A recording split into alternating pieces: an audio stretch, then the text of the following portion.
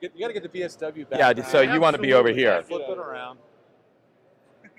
I'm done getting lemon. Lee is usually the guy running the company, not running the camera. So he's finding out how hard it is to hold a camera for 10 minutes. Wah, wah.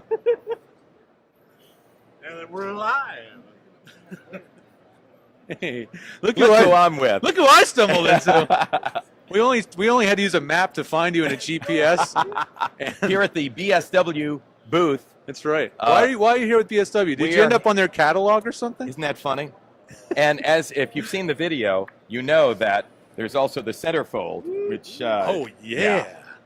that's one shot. That's one hot shotgun. I'm going to introduce you to Tim Schweiger in just a little bit. So. He is the owner CEO of BSW. So not to be too presumptuous, but this is Joe Cipriano. Oh, hey, how are you?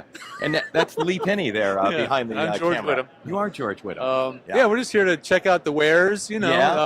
See what kind of new technology there is. I mean, this is the third trade show in the last 4 months for me. Wow. So I've seen a lot of cool stuff, but unbelievable. This is, obviously the world of video. This is, I've never been to an NAB before, and I think I can spend, 4 days just walking around here. It's so fun. Even stuff that, has nothing to do with what we do in voiceover. Yeah. It's just fascinating. There is one of those virtual sets for TV. I don't know if you went by it. It's just a green screen. Not yet. And they just have this person, model, standing on a green screen. And the quality of these virtual sets is unbelievable. And behind them, they can put video in video. Oh, man. I mean, it must save local television stations thousands and thousands of dollars. Yeah, absolutely. So it's fascinating. No, it's hard to do these shows for me because you have to have blinders on. Yeah. You only have 2 days. Yeah. And you have to see X number of things. You have to walk around like this. Right. Plus, for us, we get to see Chris Courier is over at Sennheiser. See a lot of friends. Rebecca, who is just here from Source Elements. We spoke to her already. We were just chatting with her. Yeah. IPDTL. I mean, it's so good. Telos. Yeah. It's amazing. Yeah. It's fun. So you have a long relationship with BSW because you know Tim, the president? I do. I've known Tim for a long time, Tim Schweiger.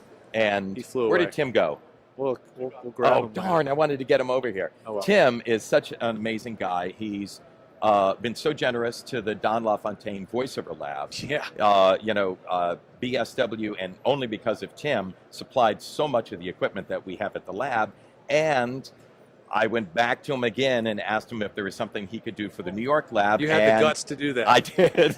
And I figured, you were shameless. He put me on the catalog. I should be able to ask him. Yeah, that was. And he stepped up, and our wish list that we had for the New York lab, he fulfilled it. So it's pretty cool. And Tim has been with the company for years and years. I can't remember the man's name who owned the company first. But Tim has, as he wanted to retire, Tim has taken over the company, and now he owns it. And how did you get to know Tim? I met Tim actually through Telos. Oh, okay. When the Zephyr was first introduced in 1994. Yeah, you were playing around with that thing very early days. That's when I talked Fox into getting one. And I said, I can do promos at night, if there's a change. It was always a problem. Don LaFontaine, he said, I ain't coming in. I'm coming in at 10 o'clock at night. I ain't coming in, So somebody would have to drive in and do it. Now they could just dial us up.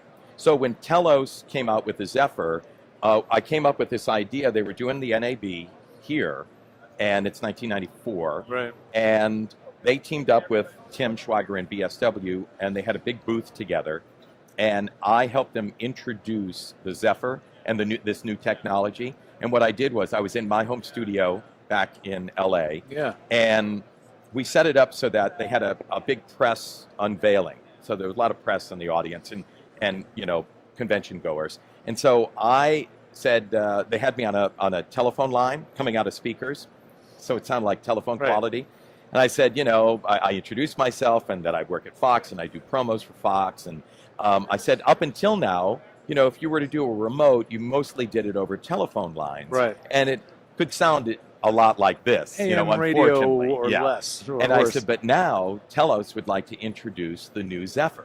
And I pressed a cart at the time that was a glisten, kind of like a harp thing. And then they brought up the Zephyr, which I was connected on. Yeah. And I said, and now this is what it sounds like. It's literally like remote. HD audio. Oh, back it was in like 1994. you could hear a gasp. They were like, oh. It was unbelievable. And at the time, you didn't have to have ISDN. You could have switch 56, right? which was a copper wire, right? Precursor, pretty much. Yeah, precursor, exactly. So that's how I met Tim first time.